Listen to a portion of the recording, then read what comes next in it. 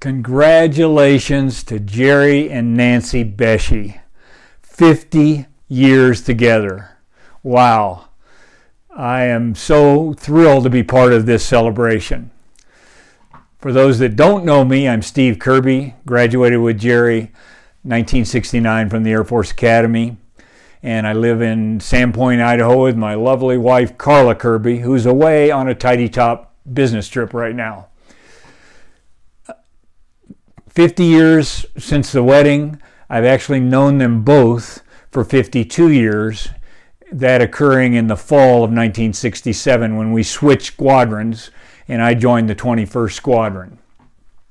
I'm wearing my A jacket. We love putting initials in front of things at the Air Force Academy. The C store, an A jacket, so forth. A stands for athletic. And that's going to be one of the themes, the major theme of this discussion. It runs through both of our families, and we wouldn't be as close today without the athletic connection, I guarantee you. So it really started with the 21st Squadron. We were juniors. There were 4 particular guys that really bonded together and became good friends and are still great friends to this day. Craig Upton, John Buckner, Jerry Boesche, and myself. We participated in intramurals together, handball. We played for the wing championship in handball, intramural football. The ski club was a real important part of my life during that period, as all 4 of us it was. In fact, I reached my very highest rank, military rank, during this period, and you guessed it, I was the squadron athletic officer. I later made captain also in the real Air Force, but I think that squadron athletic officer was the pinnacle for me. I had an expression during that period, and it was, you can never be too military. I don't know how all of you think about that today. I certainly have a different view of it today. During this period, we all knew Nancy. Jerry met her early on. She was at the squadron parties with us, at the football games, other sporting events, basketball, skiing, all those kinds of things. And being Craig's sister, that automatically got her involvement. I do remember them being at quite a few of the squadron endeavors, but they tended to cuddle over in the corner, whereas some of the rest of us were a little more lively and out and partying in the traditional sense. But they were big cuddlers. They got along great, and it shows 50 years.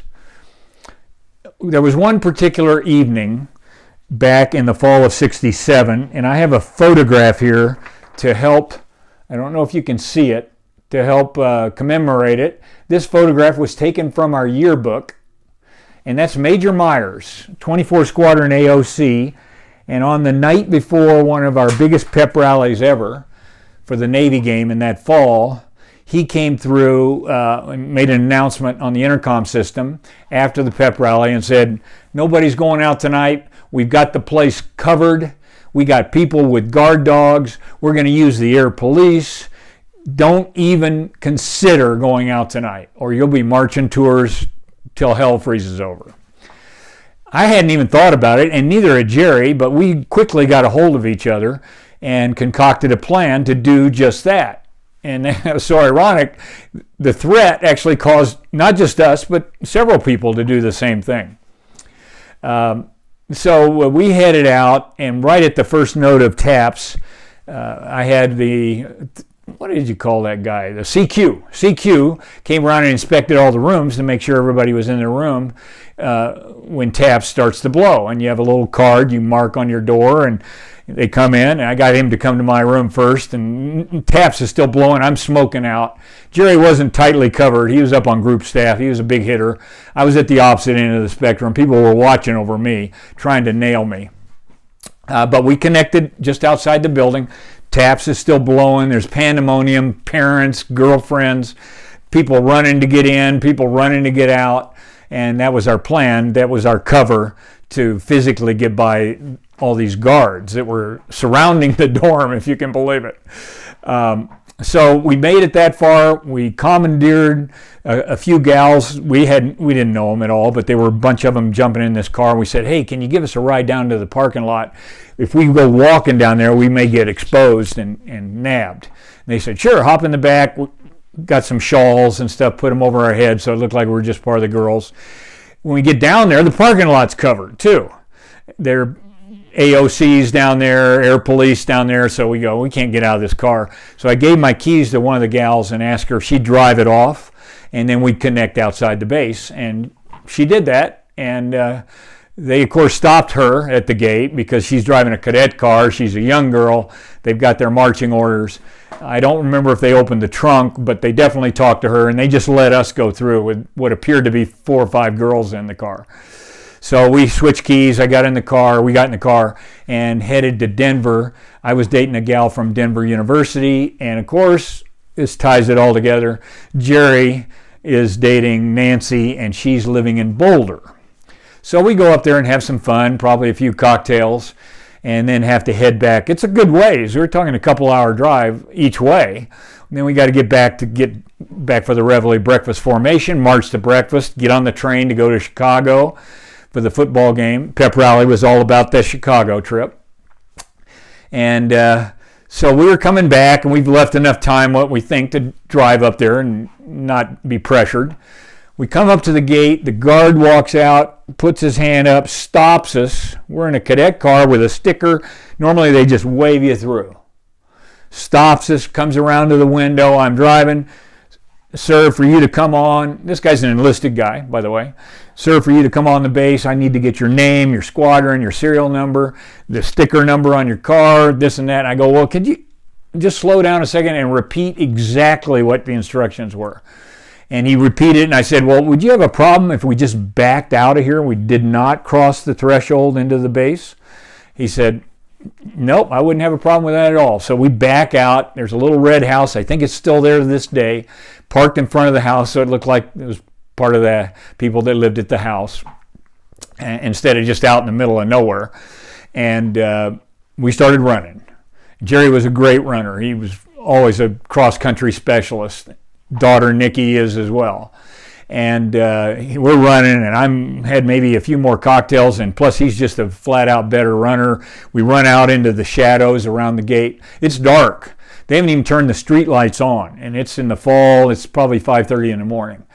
So really dark.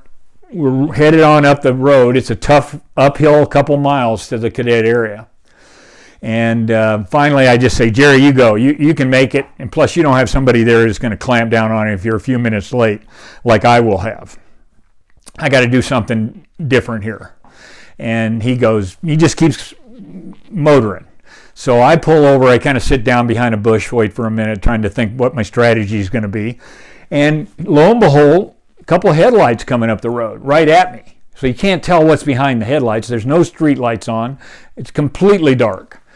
So I go, "Well, this is my only shot." I walk out in the middle of the road and stop the guy. Turns out he's a tuba player with a band or something like that. And he says, "Hop in, man." He was impressed that I was doing this. And so I said, "By the way, I got a buddy, and when we go on up the road, if I see him, I'm going to knock on the window, and then if you'd pull over, you can give him a ride too." He goes, "No problem." So we go up. Jerry's not as much of a risk taker as I am, as you can probably imagine. And he sees the car coming, so he kind of hides. But as we go by, he notices me in the back. So he goes, "Wow, that's a good idea."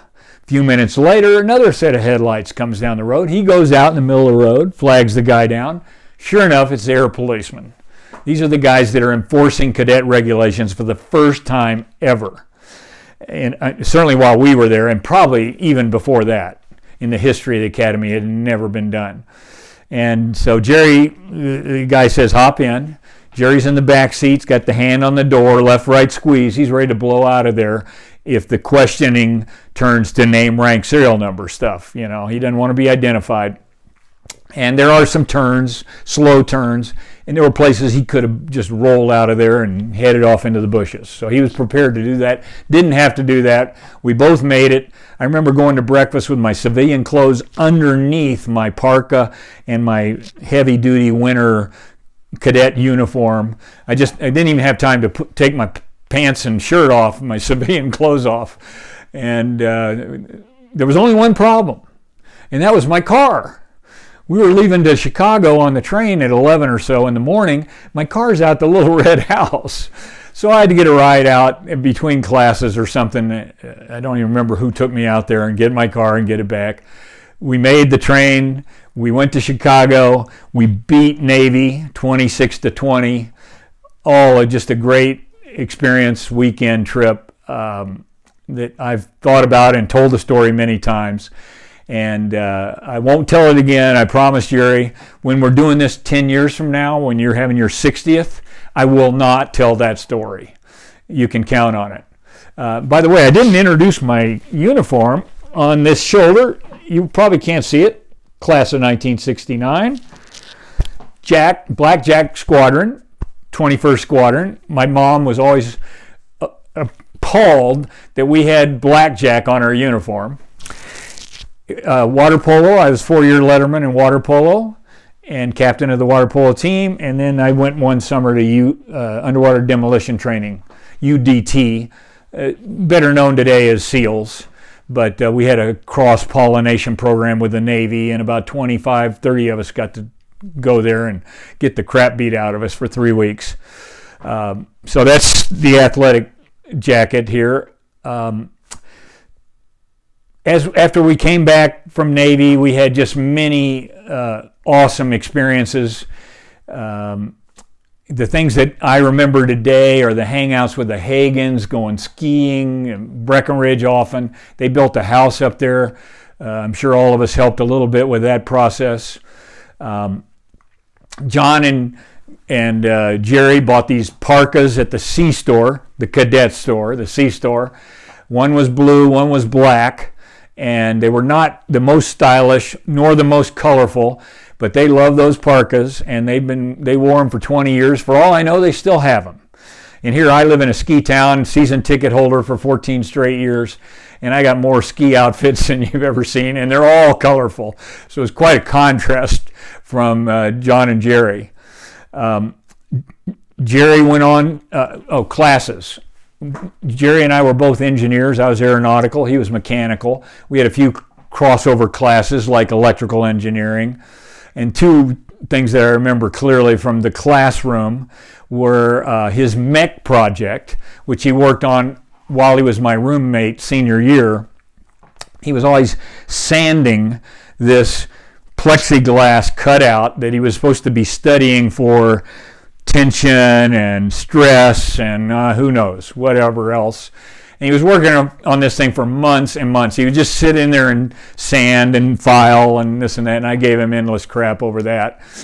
And by the way, he went to turn it in, and he saw his grades on the instructor wasn't there, but he looked down, and the guy had already made the final grade report and given him an A, so he didn't even leave the mech project with this instructor. And I know he has it today, and I want to see that, Jerry, at the reunion.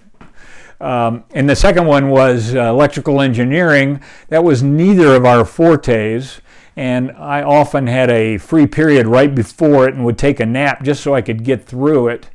And one particular day, Jerry will tell you it happened many times, but only once that I remember, he called back to the CQ, the orderly that rides herd over the dorm of our 21st Squadron. It's a third classman that does that. And he called back and he says, you got to go get Kirby. I know he's taking a nap, and he's going to be late for Double E, and they'll throw the book at him. And the guy comes in, wakes me up, and I had to do a dead-on run to just make it to the Double E class. So Jerry saved my bacon in that case. After we graduated, weddings. Oh, my goodness. Both Jerry and John got married in the couple days right after graduation, as did many of our other classmates.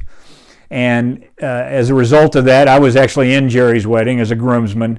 You know all the events that go with weddings, rehearsal dinner, the wedding itself, the reception.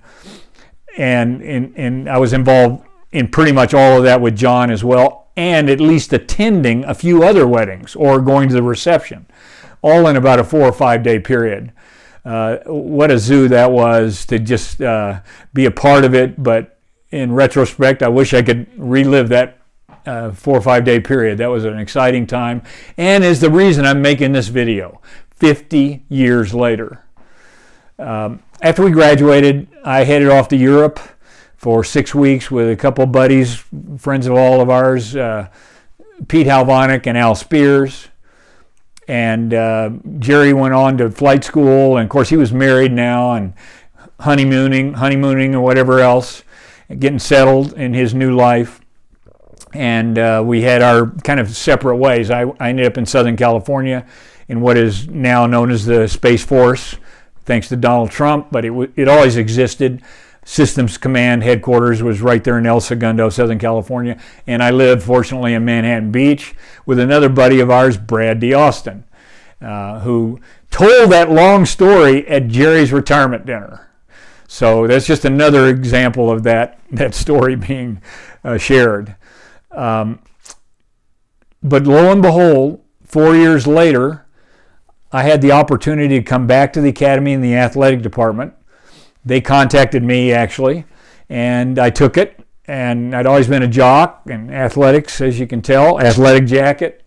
It's still big for me today, skiing and tennis and mountain biking and all that. And I had the opportunity and I took it. And lo and behold, a year later, Jerry had the same opportunity and he took it, as did Flip Keck, who's a neighbor of Jerry's now and was of mine in Denver. And all three of us, along with other classmates, had a great time for a couple of years. I was able to get out in 75. I was much more oriented to the business world and wanting to get an MBA. And ironically, all three of us were in the same MBA program at the beginning, the University of Colorado, Colorado Springs. And we took business law, statistics, and a couple other classes during that period together. And Jerry went on to a big-time career, made full colonel. I'm proud of him to this day, thrilled for him and Nancy. And, that's what the Air Force Academy is all about, to train the leaders of the future. And Jerry later came back and ran the joint physical education department that we had started at in the early 70s. And he closed it down there. Brad DeAustin was in the JAG during that period, and then later he came in to AHP, the athletic department of the academy, as assistant AD, I think. So the athletic part kind of still binds us together. Flip was there a while too, Flip Keck. It's a big part of my life. It's a big part of their life, and I just can't imagine we'd be as tight today if we didn't have that common experience. The Kirby Boesche families are very tight, very intertwined between all of us. Nicole and Danny got married, and Tiffany, our daughter, and Carla and I came to that wedding. It was awesome. They now have 3 kids, just live right up the road on the way to Denver from Jerry and Nancy. And then a couple years later, Tiffany met Brandon, and they had a big-time wedding up on Nob Hill in San Francisco. And Jerry and Nancy came out, and they won an award for the longest married couple there, a bottle of wine or something like that. It was pretty exciting to see that. Each of those families has 3 kids, so we have 6 grandkids as well that will continue to be intertwined as the future goes forward. Over the years, we've remained extremely close. I know there'll be more weddings, there'll be more excitement, there'll be more visits. Jerry and Nancy have visited us in Colorado. We have visited them in Idaho, and in Colorado we visited them, and many times. We've got a Spuds, which is the March Madness basketball pool that's going on for 14 years now. Jerry and I are involved in the same team in that, and that will continue indefinitely. And we got, of course, the big 50th class reunion coming up in October. But there's something about 52 years of friendship and 50 years of marriage that even that 50th reunion cannot top. I just wanted to let Jerry and Nancy know, you guys know, that I love you very much. I'm so happy you're in my life, your family's in my life, and vice versa. And I wish I could be there to help celebrate, buy you a cocktail or two tonight, but October will be here before we know it. Signing off from Idaho, 21st Squadron Athletic Officer.